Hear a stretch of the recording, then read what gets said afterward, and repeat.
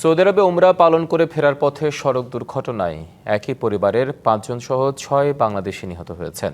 Saudi আরবের Jeddah আভা সড়কে এই দুর্ঘটনা ঘটে। এদের মধ্যে ৬ জনের ঘটনাস্থলে মৃত্যু হয়। আহত একজনকে হাসপাতালে ভর্তি করা হয়েছে। আহতদের মধ্যে ৫ জন একই পরিবারের। তারা হলেন লক্ষ্মীপুরের রামগঞ্জ উপজেলার নলচালার মিজান ও তার স্ত্রী এবং তাদের ৩ মেয়ে। হাসপাতালে ভর্তি আহত মিজানের ছেলের অবস্থা আশঙ্কাজনক। জেদ্দা কনসুলেটের কর্মকর্তারা এর মধ্যে যোগাযোগ রক্ষা করেছেন স্থানীয় প্রশাসনের সঙ্গে।